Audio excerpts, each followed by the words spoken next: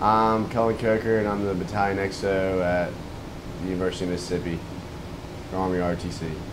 What do you do as the XO, and what is the XO? The XO stands for Executive Officer, second in command of the battalion. You, as the XO, you're in charge of all the staff. So you have S shops, you have S1 through S6, S1 personnel, through S6, S4 supply, and all those guys are seniors, so I'm in charge of 22 seniors that run the battalion, because the rest of the battalion is either freshmen, sophomore, or juniors. That sounds like a lot of responsibility. Would you say it is?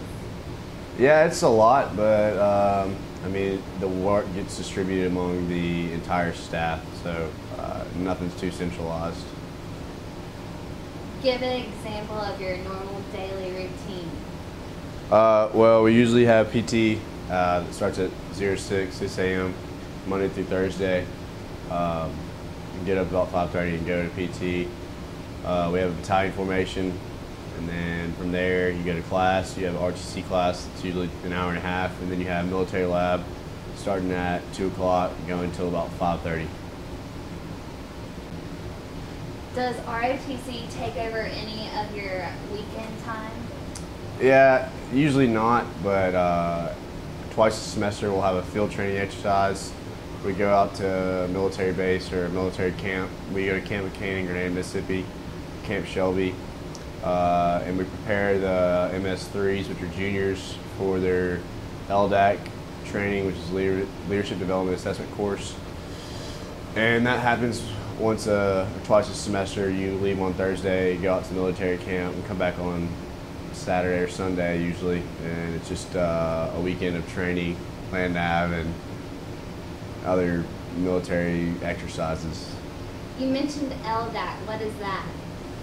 It stands for Leader Development Assessment course. It basically is a month.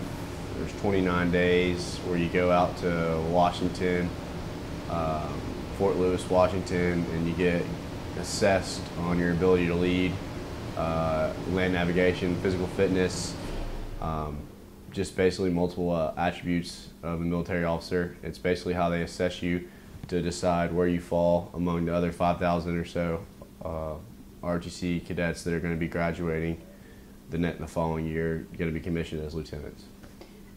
Did you get a good assessment when you went to LDAC? Yeah, I fell. I actually didn't get it assessed. I don't find out my assessment until next year because I graduated a semester late. But I probably fell, I would say, maybe in the 80th percentile, 70th percentile. It's a combination of your grades, your GPA, your performance at RTC here on campus, and also your performance at LDAC. Since ROTC takes up so much of your time, would you say it affects your grades? If you let it, it's all about time management. It takes up no more time than, say, a fraternity or sorority would, or any sort of sport or other extracurricular activity. Just all about time management. There are times when the early morning thing gets you, when you try to take study all night, that sort of thing. You still have to get up in the morning and go work out, or the afternoons on Thursdays, but no more than any other student, I would say. Because of ROTC, do you think you're more prepared for the future than other college students? I don't know if you could say that. It just depends on, that's a pretty broad generalization. I don't know if other college students in general, but I would say more than the majority of them, yes. Just because I have a guaranteed job when I graduate college and a college degree.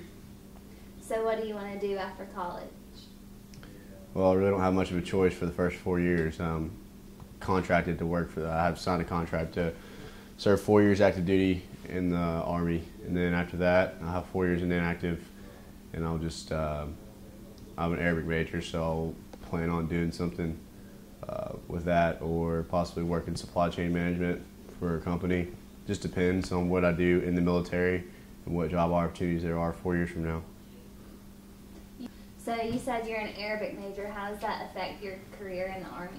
Well, clarify, I'm not actually an Arabic major. There's not one here at the university, but if I've taken the hours, and it would be, I'm a liberal studies major, but a focus in Arabic. And I've lived abroad a couple semesters, and it'll affect my military career, being that we are in theater, we are at war in Afghanistan, we're getting out of Iraq. But I see us going back to the Middle East within the next 10 years. There's mixed opinions on that. Everyone has their idea about that, but I see us going back into that theater. And obviously, as a leader, it would help to be able to speak to the local population. It makes a big difference if you can communicate with the local population, trying to win hearts and minds. استمتعت أتكلم معك اليوم وأنت جميلة جدا.